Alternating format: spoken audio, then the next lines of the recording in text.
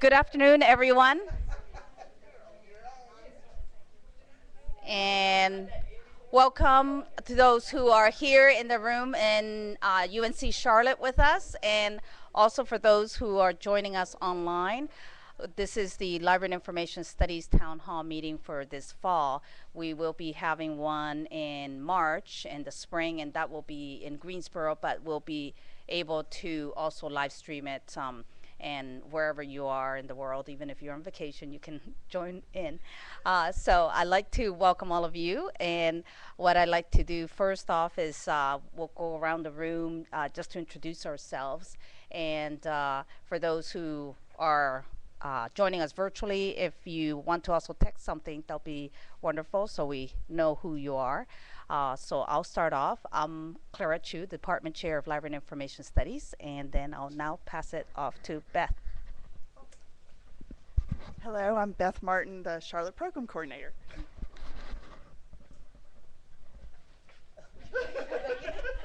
Hi, I'm Beth Byler-Williams. I'm the Distance Education Librarian at UNCG.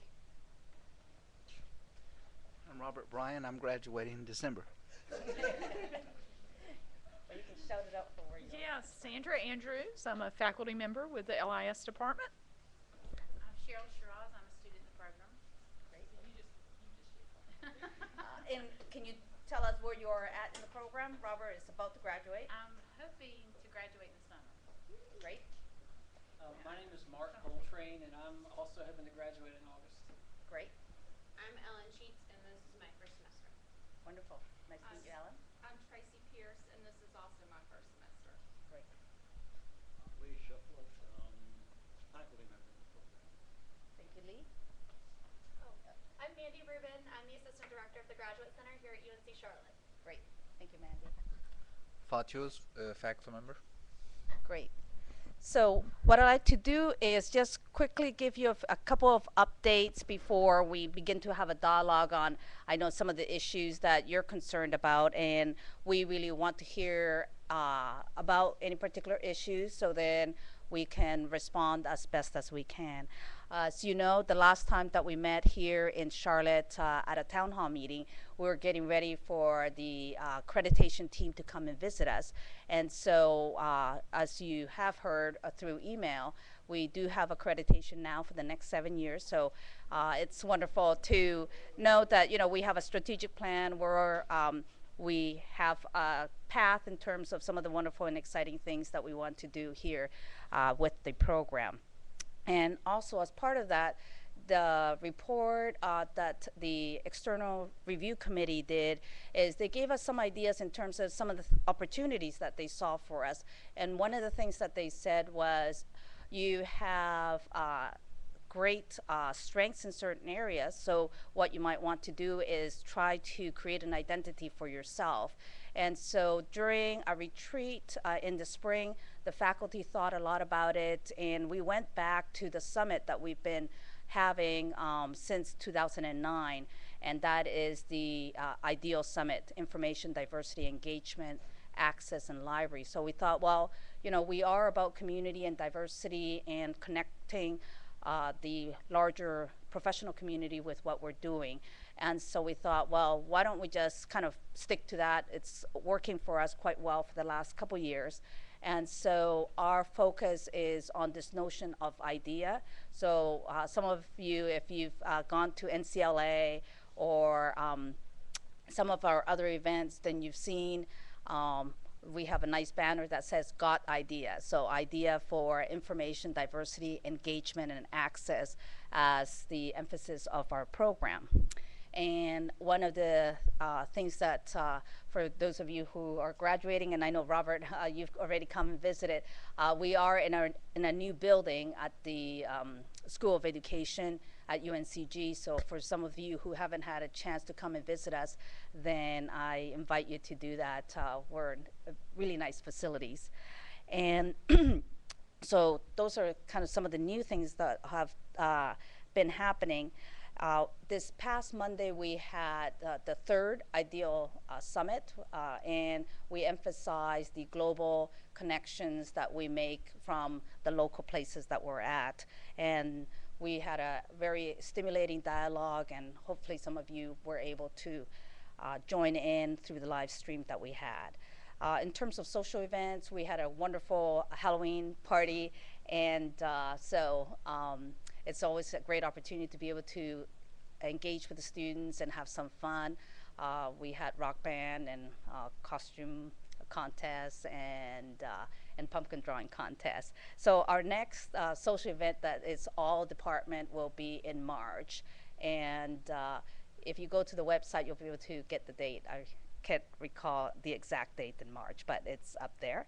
And then for those of you who are graduating, and for those of you who are not but would like to attend, then the graduation day, we're having the celebration. The morning is the regular ceremony, but in the afternoon we have a specific one for library and information studies.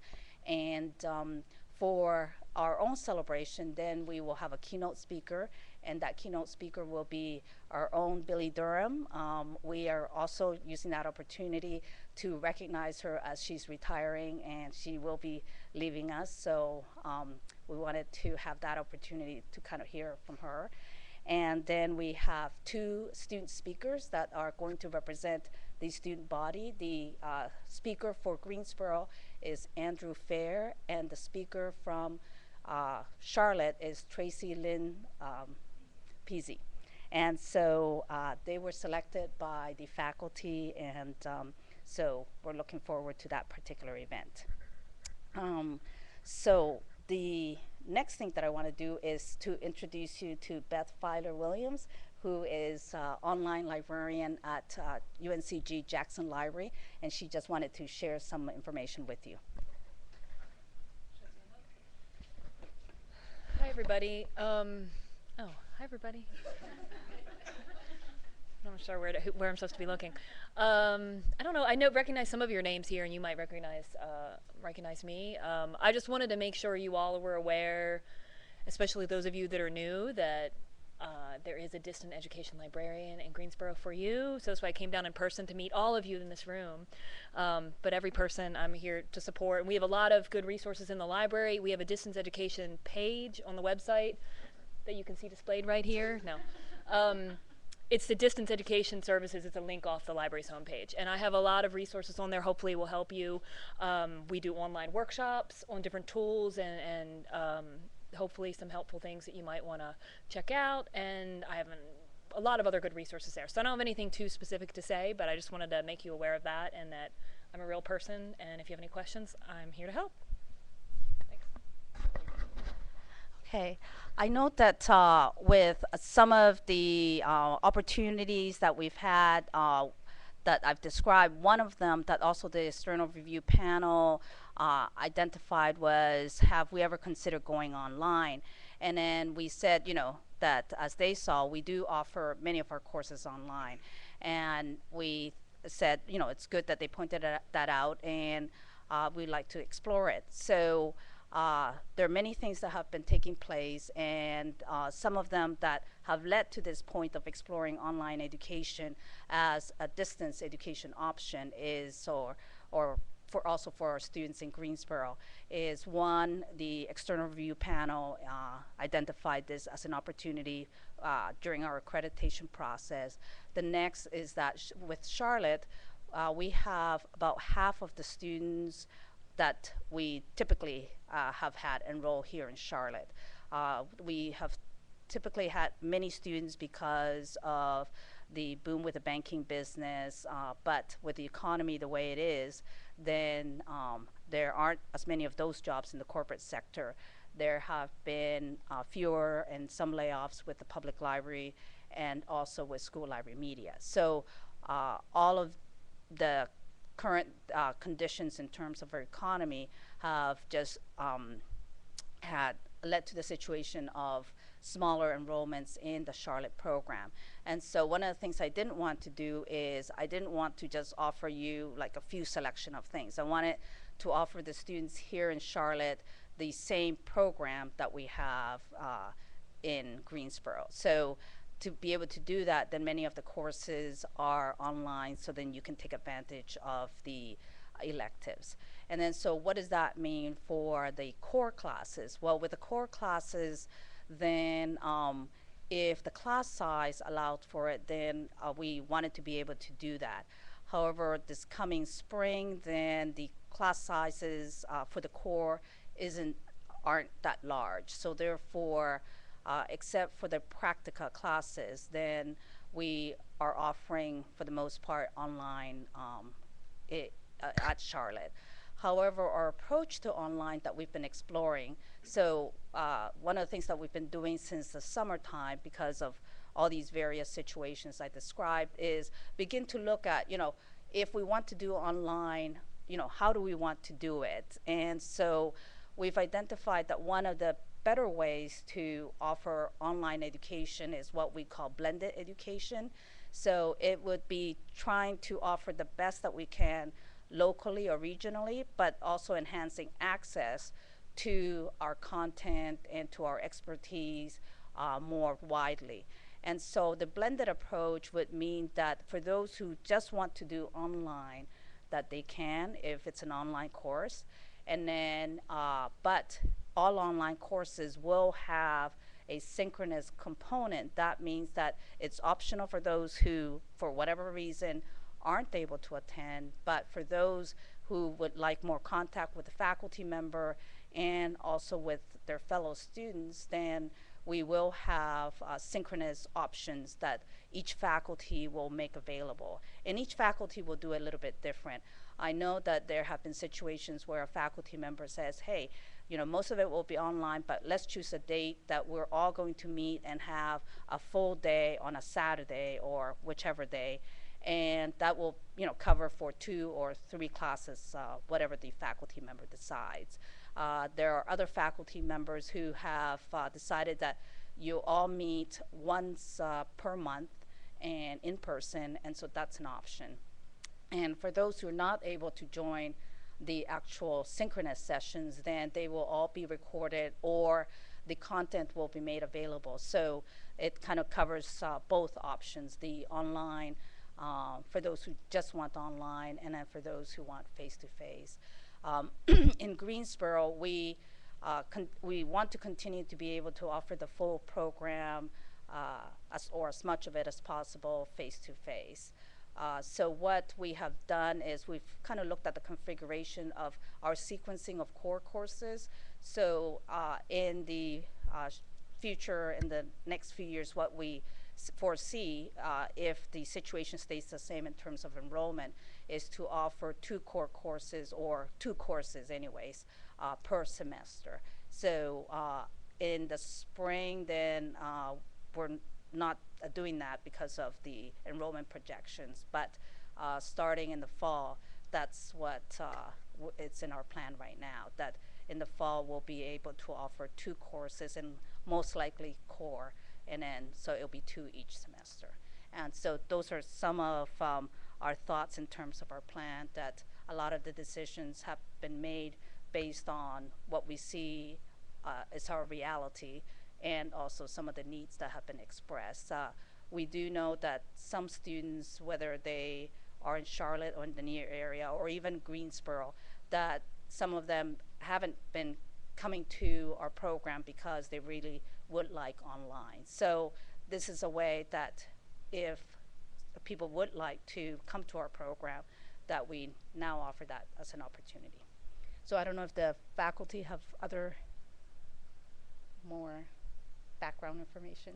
No. Okay, so at this point, I'd like to open things up, whether those who are online have a question, or here in the room.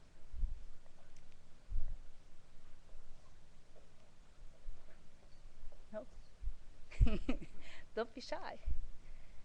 Did you say the 2 core classes next fall, will those just be in Greensboro, or will they be in Charlotte? No, that's what I said, that for Charlotte, we like to, as a minimum, offer 2 classes. So that would be as a minimum.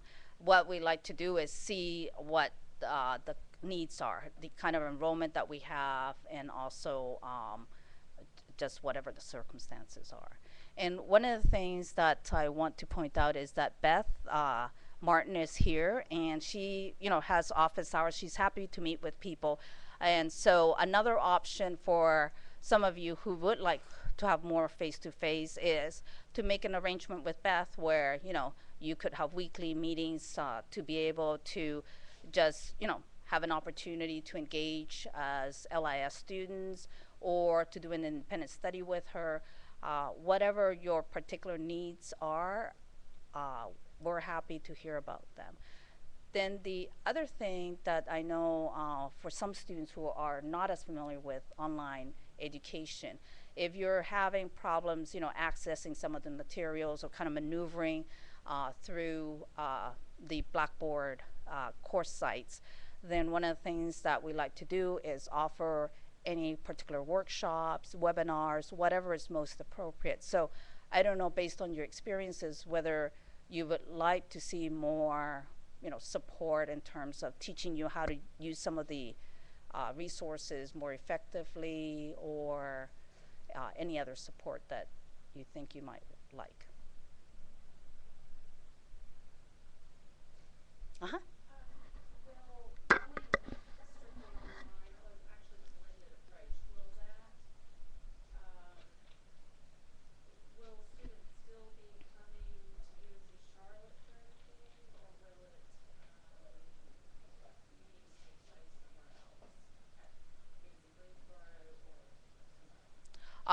That really depends on the course and so forth. So for the 2 courses that we're offering, it'll be here. In terms of those other meetings, then it really depends on what kinds of meetings, because we do have the resources here that we can use, and so whatever makes sense, that's what the faculty member will do. So that one example that I shared, it was a faculty member that wanted to share the resources in a particular library. And so that's why that particular one-day meeting was held at that particular location. What about use of the library resources here at the Atkins Library? Would that change it in any way? Like, will we still have access to computers and library accounts and stuff like that? Or is that going to be Those resources are still available, and we haven't made any changes in terms of our agreement with UNC Charlotte. So if anything like that is going to change, then it's information that we would let you know about. But in terms of Charlotte students are kind of in the best of both worlds, because you have access to both UNC Charlotte library resources as well as the Jackson library resources.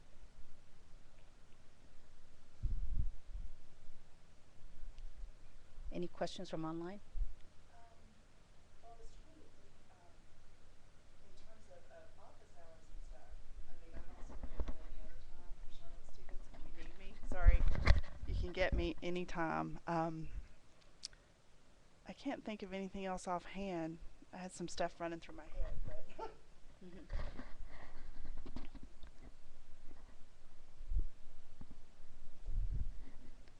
Okay. Heather? Are you recruiting, or will you take students from anywhere in the nation if they want to take this program, if you're doing it online? Right now, we're not all online, meaning we've been exploring it. So the reason that we're offering, almost everything online here in Charlotte this coming spring, it's because of just, the circumstances I've described regarding low enrollment and so forth. But in terms of offering our program totally online and to anyone, across the country and out there in the larger international arena, then that's still not something that we have agreed to. We're still exploring this, and depending on the support that we get, then we are likely to go in that direction. But currently, we're still very local, but just using blended delivery.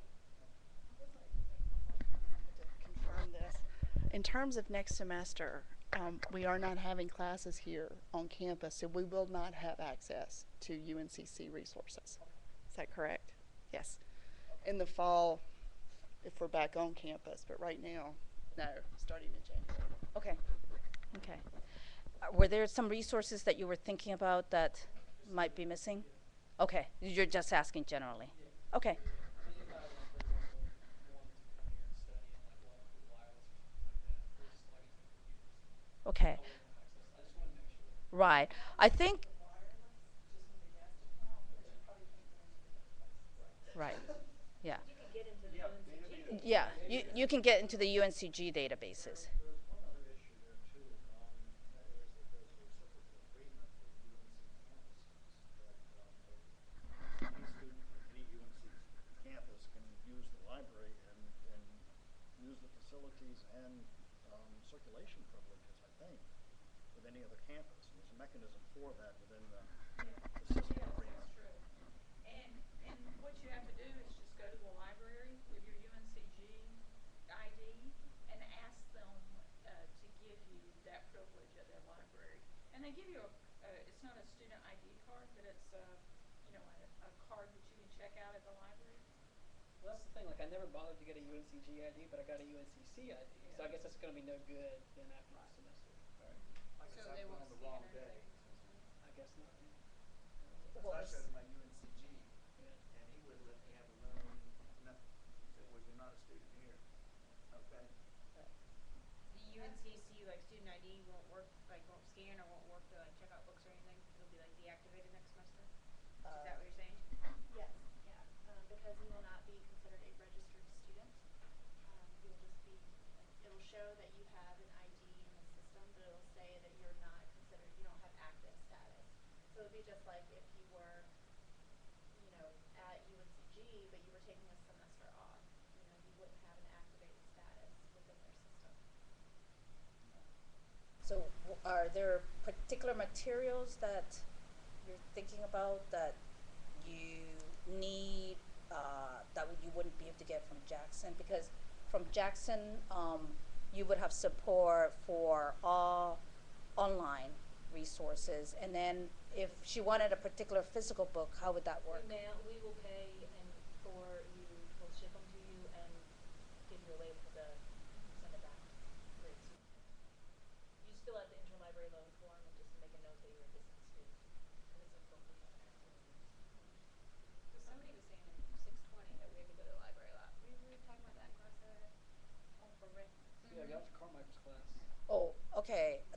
There's a change in that because the library here, they did some collection management, and so some of the resources that he used to be able to teach about certain content, I think may not be available anymore. So I don't know if he's going to be asking you to look up as many of the physical resources. Because when did you take the class? Was it this past spring? Okay, because I don't know when some of those materials were. Right, okay, yeah. So I think that's the situation that, let's say, there was a list of 20, 30 items. I think maybe half of them would be accessible and then half of them would not. But you wouldn't be able to, it's not something that you would take out anyways. It's a reference, so you would be able to go in and still browse through and do the exercise. With regards to the UNC reciprocal borrower authentication, yeah, it's here. They can check out books at any UNC campus. Yeah. The library web page too. As long as you have your ID, and that's the problem. A lot of the students, I talked to the ID office at UNCG campus, and can we mail them to them if you're off campus? They wouldn't go for that. Right. So what you would need to do is to continue to take advantage of the borrowing privileges and that reciprocal agreement would be to come down to UNCG and have your photo ID taken.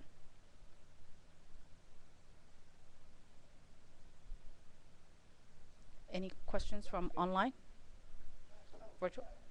Oh. Since I'm scheduled to get out of here, what's the grace period after graduation that I can get into databases and use the library? Jackson? Jackson, yeah. Oh, half a year because you have your UNCG email account for half a For year. 6 months. Yeah.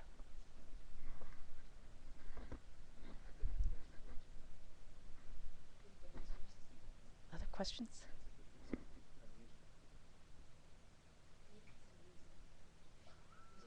Sure. So I just want to Okay. because I want to make sure I'm clear. These two classes that you're talking about for UNC Charlotte, um, will those be face-to-face classes?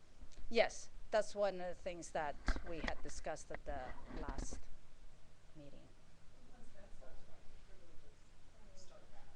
So once we're meeting again on campus, then all the privileges go. Mm-hmm. Right. I think you had a question, or no? Yeah, go ahead. So this, the completely, all the Charlotte classes being online, so far this is just next semester. Mm-hmm. And so there's the possibility that that will continue past next semester, or is it going back to?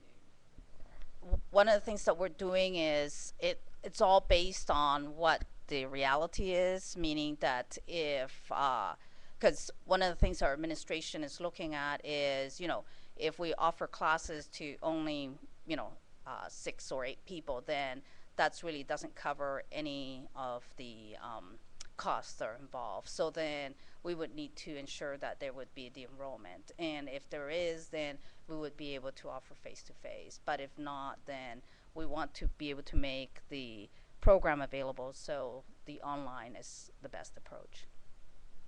Mm-hmm. Any more questions? What's the I mean, I don't need a specific number, but Uh-huh. I know like in our class tonight, like Dr. Shipley goes back and forth. So what's the cost if you would just like offer a class in Charlotte with the TV, with Dr. Shipley, just in Greensboro every single week? Because like, are you talking about costs like paying like Dr. Shipley, like? But still, I think that's better than online. I'd rather at least have a seat in Greensboro and a lecture to watch than like try to figure it out myself online and like teach myself from a book. Right. So, Oh, I mean, it's like that a feasible cost. Like, I don't know if you guys are talking about costs, just like the technology guy that sits in the back of our classroom, or paying the professors Right. traveling and. Oh, stuff yes, like it's that. all of those, because each time that a faculty member teaches here, then we pay for the mileage. Right. Right. But what if you just offered a screen and just us to like watch the lecture every week? Oh, actually, that happens with synchronous classes, the online synchronous classes. There are some faculty that will be there like Monday 5:30 to 8:20, and you actually get to watch, and everybody's sitting wherever they want to sit, and they interact at the same time. But there won't be that television in the classroom where you go to a classroom and watch a screen. Oh, no, but since there is Blackboard Collaborate, which makes video, you know, it facilitates the video transmission better than what we've had in the past, then you would be able to see the faculty member and, But that's at home on my own computer. yeah, But here on right, campus. right. Mhm. That's what I was trying to get to. Okay. You won't come here and watch them on the screen. Right, right. But this is where, if we can work with Beth and try to determine if there are enough, students that might like to do something like that, and then try to make some kind of arrangement. Mhm.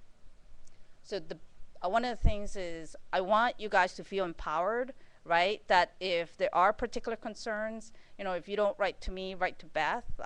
Just talk to her about various options. We want to be able to do what we can.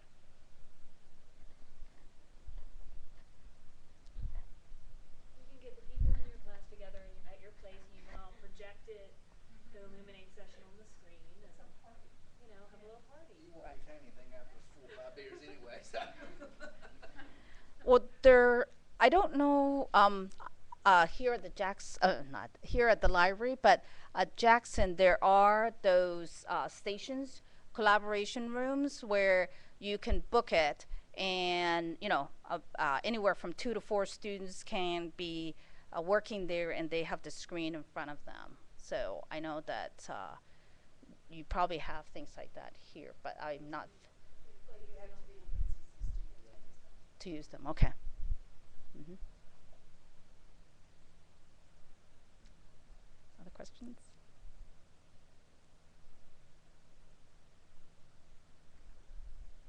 I'm just a really big fan of face-to-face.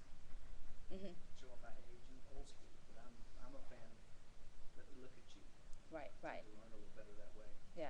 No, I feel the same way. So, understand that. right, because I've been here like just over 2 years, and the program I was at, then it was all face to face, and they don't even offer one single course online. So, yeah. That works. Other questions? No? Nothing? Okay. And one of the things that has been really good for us, right? Because as I said, I want the students to feel empowered. Is did all of you get a chance to look at Heather Hans's survey? Right. So it did indicate what you stated, Robert, where just over 50%, around 60%, 50-some%. yeah, had indicated their interest. And then, but if we look at the data, whether they would also, uh, feel comfortable with blended, then there was also that close to 50% too. So, hmm yeah. Just being old fashioned. Oh no, right. hmm And as I said, in Greensboro, where we have the larger classes and so forth, then we can do that.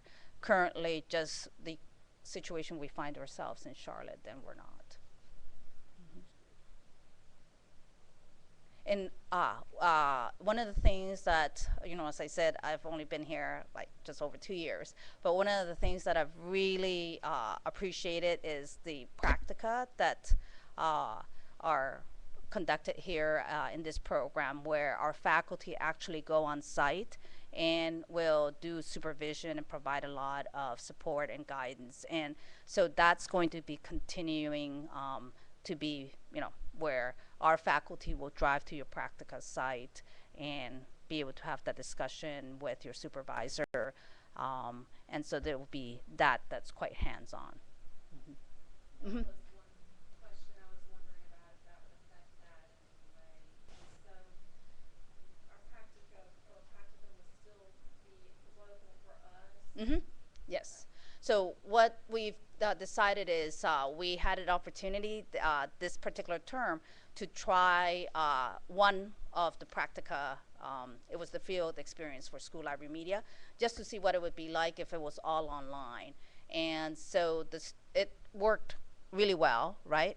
But both the faculty member and the students, they also identified that there are certain other things that would work just a little bit better face to face. So also as a faculty discussion, we decided that we want to be able to continue to do that face to face. However, there may be situations if we really do go online in the future that it would be only practical that if somebody's doing a practicum farther away, that then we would use the online approaches to ensure that there's that supervision. And then also there are some practicums that are virtual ones, like if you're going to do a digital library project and you might want to do it for an organization in Australia or something like that, then you probably wouldn't be flying over there, but a lot of communication could take place, and we'll still be able to support doing something like that.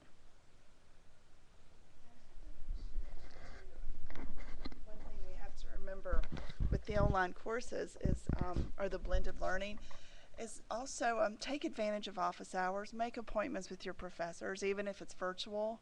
Because if you do feel lost, that's going to be the best way to stay in touch, I think. And it's something we're all going to have to get used to. But we do have, I think we all have office hours, all virtually and face to face. So definitely stay in touch with anything. And it's something that I think we need to get to really emphasize moving forward as well. Especially if you're feeling lost in the online environment, get in touch with your professor. Yeah. And that's the other thing that I've also appreciated about being in this program, that the faculty, that there's a real sense of support and community. As the LISA president said, there's a culture of caring that she has felt with this program.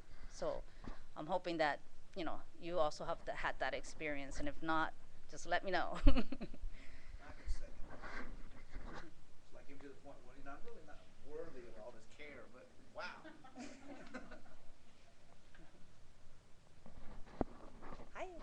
You are? Definitely, yes. Okay. Do you have any questions? We've been able to answer a few. Hang on a second, where are you in the program? I just started. Oh, you started, okay. Yeah. Okay. All right. Yeah.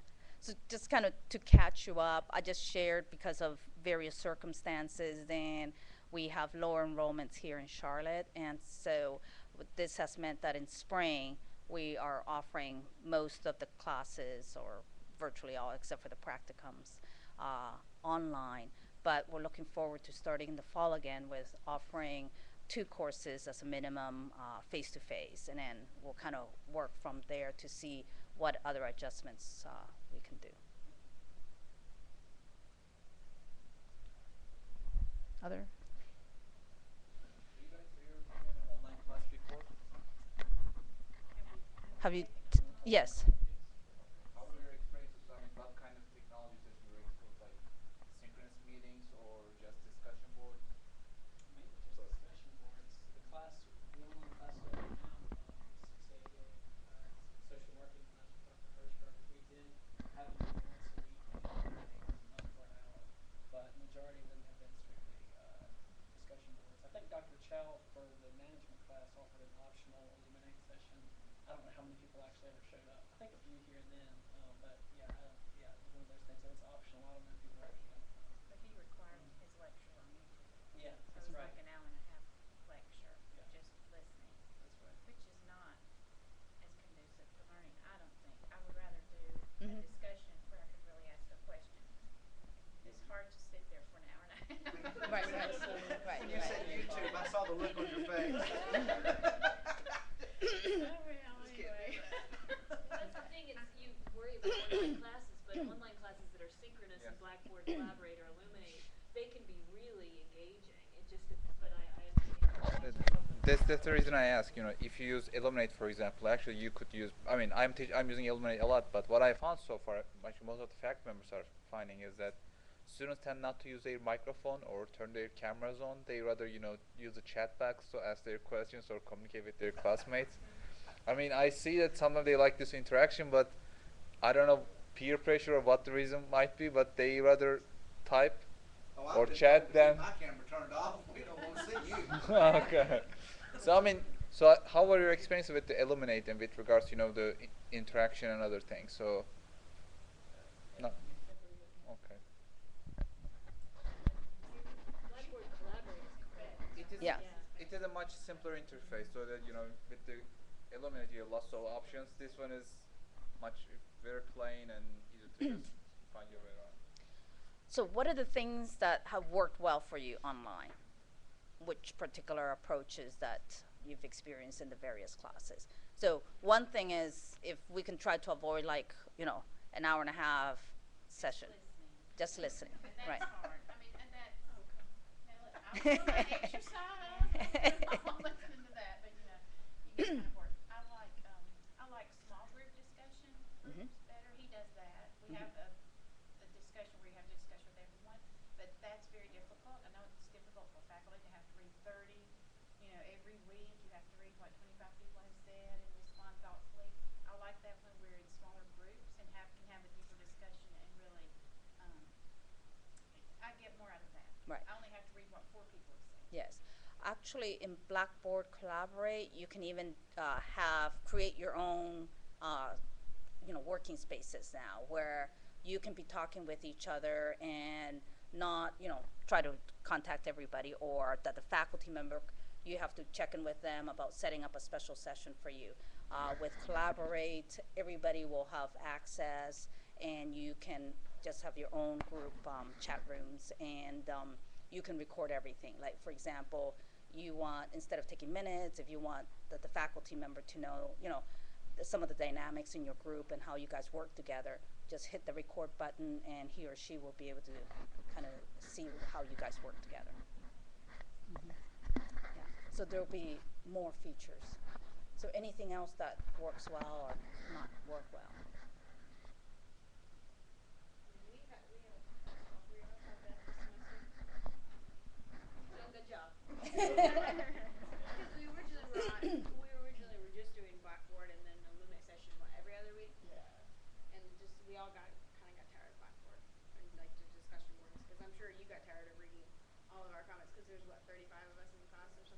We actually switched to eliminate after Yeah. the 18-second online board.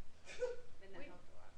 We thought we were in our cataloging classes, so we thought we had a lot of sympathy for them because we thought we had Dr. Andrews for foundations, but foundations to me would be a very difficult class to have online because you have so many concepts and it's their first introduction to library school. So I said, y'all don't get disappointed. Hang in there I was because thinking that exact yeah, same it's thing really- earlier, that the new material, the new theory behind this field, you need this kind of need Yeah. someone who can really So much even discussion. animate Right. the delivery to actually, for me, to make it stick. I would want core courses, especially foundation, to be face to face if at all possible, instead of just trying to read this material on the screen and say, what? Well, you can just say, Dr. Andrews, she'll say, well, you've already raised your hand 15 times. Sit down. Never said that. No, but it's good. It's good to talk about those concepts to have the whole Right. group to really feel that dynamic. Right. And you're right. I know for foundations, first time doing it online, and we've been doing all sorts of theory, crazy theory, I know. And the Blackboard discussions just did not, that's why we had to switch to Illuminate. I mean, they just didn't bring it in, you know. Well, it's hard because you'll have a thought, so you post it, but nobody else is reading it for 2 days. By the time someone answers you, you're like, I don't even remember what I was thinking about, what was in my head at the time. And so it just gets lost, the whole interaction is just kind of. Right. And I remember the first time I ever guest lectured, and since I told you, at my previous institution, we didn't do online.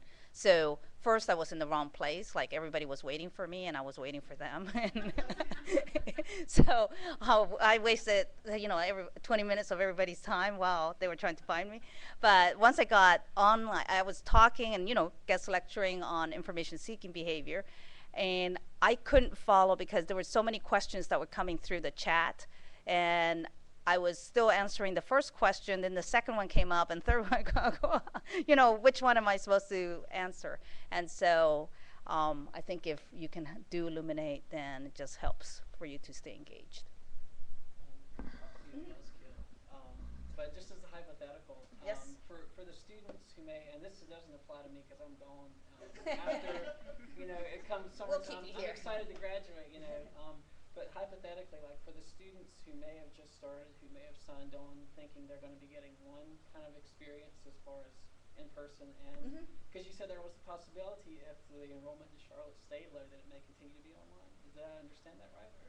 No, we like After to the fall? offer the core classes. Okay, so that will. The two, That is right. 100% guaranteed, yeah. Because I was going to say if the enrollment stayed low and the in-person aspect was like gradually phased out, what would be your response to those students who felt like they were Actually- signing up for one thing but then ended up getting another Right. at the end of their? Well, I've had this discussion with some of our current students, right, that just started.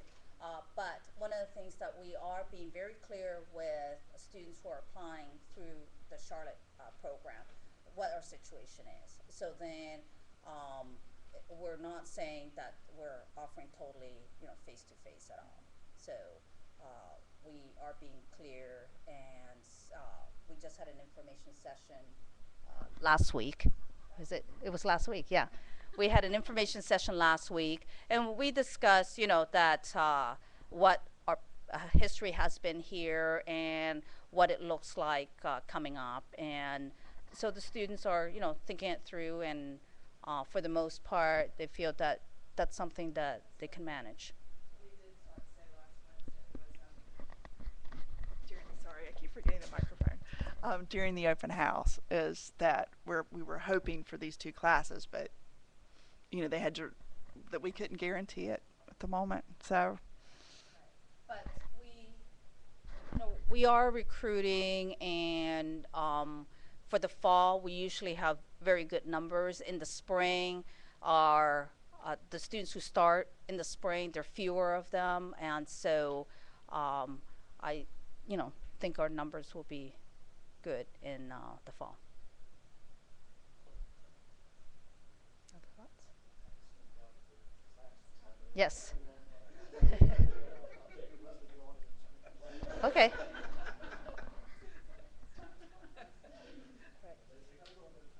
Yes.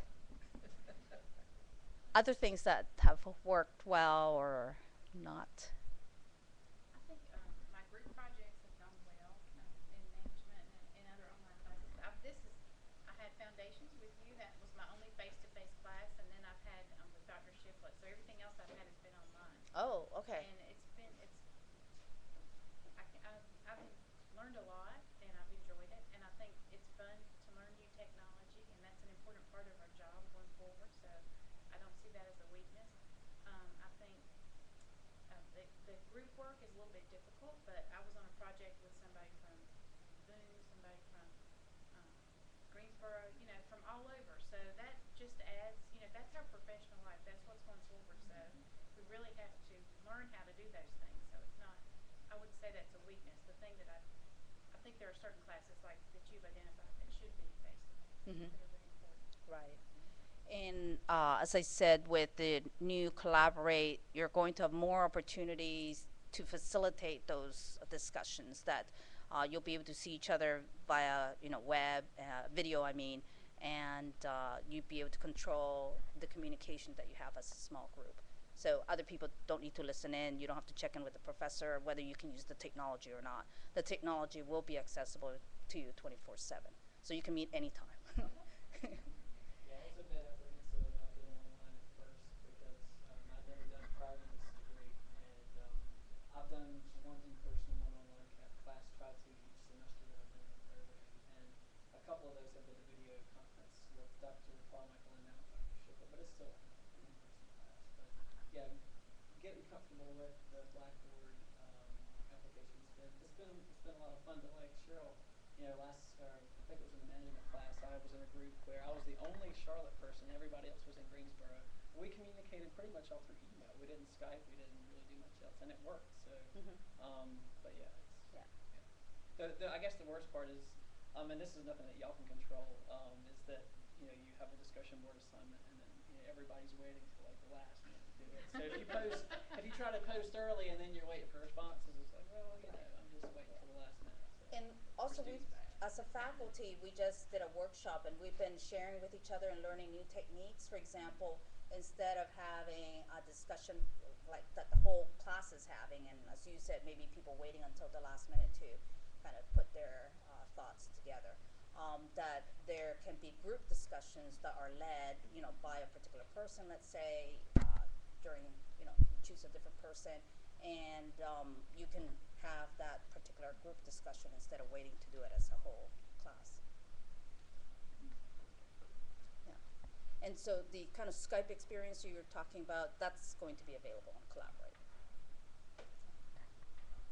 And I don't know if you want to talk about some of the experiences you have, because Cheryl was saying how, as a professional now, we're using more of the online technology to meet and so forth. So I don't know if you're in a lot of committees that you're doing that kind of thing. And Well, yeah, I mean, I would say, I don't know how to get up. Lazy. No, I just think these chairs are kind of cool. No. Well, yeah, I mean, for me, like, there's been times where I've, as a professional, I've not met the people I was presenting with and done things just totally virtually, put together that way. I actually wrote a book chapter recently with somebody I've never met before. We just met virtually and then did everything in the cloud somewhere. It's out there somewhere. And I use Blackboard Collaborate or Illuminate before we have our own room in the library, and I've used it for national committees. We've run like 100 people in like a lightning roundup session, or we've done meetings in it. I meet monthly with other DE librarians from around the country, and we have just the webcams. And if you've done this, the webcams make such a difference. Like being able to see the person, like, because I like face-to-face still too, even though I do distance ed. I've never taken a class online. I just teach them We need to online. change that. They didn't have it back in the day when I was in school. So yeah, but if you have any questions about it, we do a lot of online workshops in the library on different tools and things too. We did one on Twitter recently. We're doing one on Remember the Milk soon. Does anyone use Remember the Milk? If you don't know what it is, you might want to come to our free session. And we record them so you can watch them later. You can also check out the new Blackboard Collaborate, because we have that room in the library. So. Yeah, I've been embedded in several classes, and that's been fun. For some of you, I recognize some of your names because I came in at the beginning of the semester with Beth. So, But I definitely agree with you that I think the synchronous really helps. The ones that are completely asynchronous, I know students struggle a lot with that, and I think I might too. Great. Is there anybody online?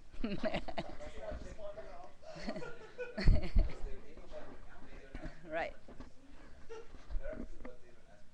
Oh, okay. As typical in classes, they just sit there and We sit in the back. I hope she doesn't call on me. Do you? 600? That's great. That's great. Okay. I can't keep up with the questions sometimes. I know about Mm-hmm. I know you're doing a good job. for the synchronous, but there's a lot of engagement. I mean, a lot of good classroom questions and stuff, so lots of content. Mm-hmm. I know you talked about teaching, and we do the chat box thing. And Yes. there are 9 questions, you're trying to answer the first one. Right. I've noticed that in my Illuminate session that some of the younger folks, I mean, it's like the keyboard is an extension of their body, and they just, and I'm like, wait a minute, I messed that up, and I can't get the question I want to address. I'm 15 places down by the Yes. time I get it written. Robert, I'm with you. I just can't do that. Yeah, I can't either. And they won't let me turn my mic on because of my accent, so I'm lost.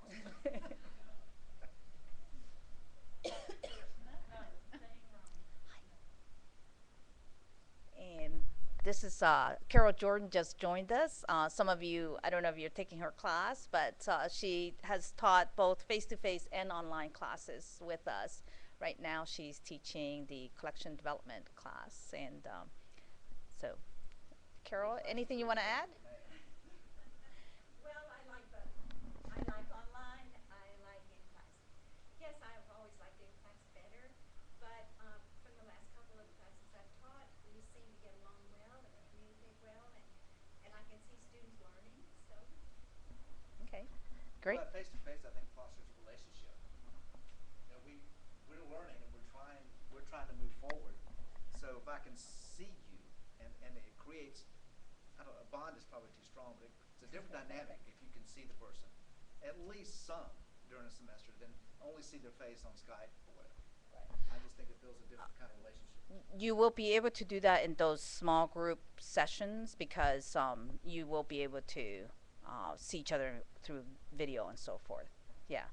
But you can do that in regular sessions too. It's just with a lot of people, the bandwidth doesn't work Right. very well. Yeah. But what I'm in embed in some other classes, not non-LIS classes, and some of the other ones I've seen too, because I mean, I'm just from my experience looking at different instructors.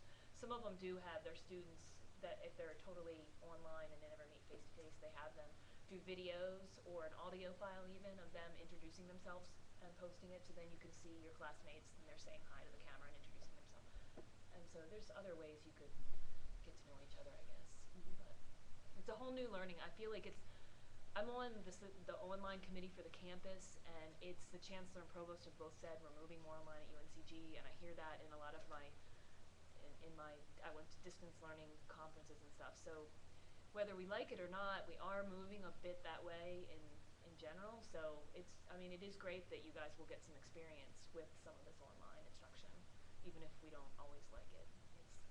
You learn sometimes from the bad as well as from the good. So when you're out there doing your own thing, maybe you'll be able to have a little bit of skills that would be really useful. I think it takes, something to remember as faculty is that, to me, the online classes have been a lot more work. So where, we had the same thing in our management class. Okay, we had 30 people in that class. It was a ton of people. I don't remember how many, but a lot. And we had to watch everybody's presentation. Okay, that's 5 minutes times 30. How much time am I going to spend watching that?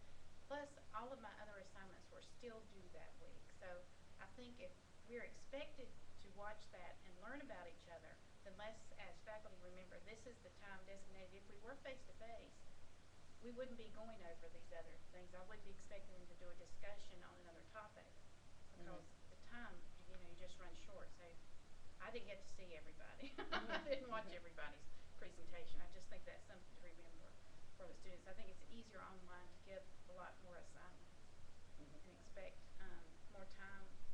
And I know we need that. We need to read that. We need to learn about other things, but It's a real takes a lot of time to get all the work done, if you wanna make an A. Right, Or an A plus. Okay, Cheryl gets an A plus. Well,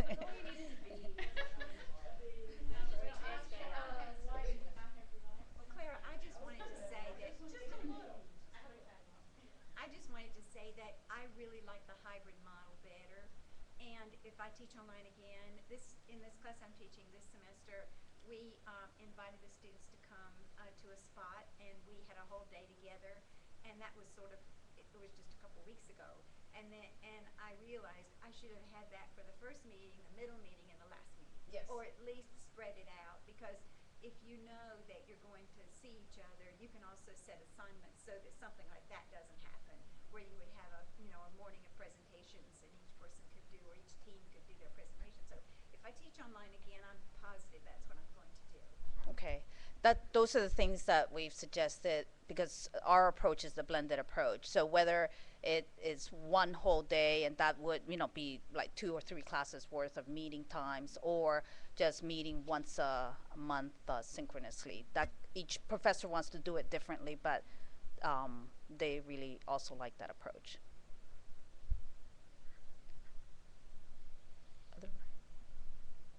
Still nothing from the nether world?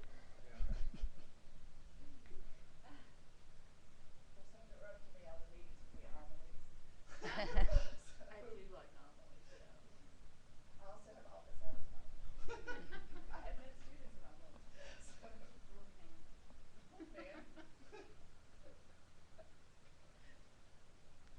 And one of the things that has been really wonderful, since Carol's here, in terms of working with the students in Charlotte, is that we have really great adjunct faculty here in Charlotte that have been supportive. Even when they don't teach the classes, the students are able to do practica. They really know our our program, our curriculum, and so they're able to provide a more enriching experience. So, And we hire them too. yes. We hire them. Yeah. Picked up my, you do what? And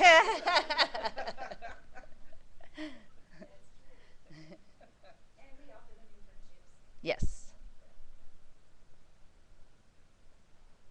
Other questions? Okay. So, no? Okay.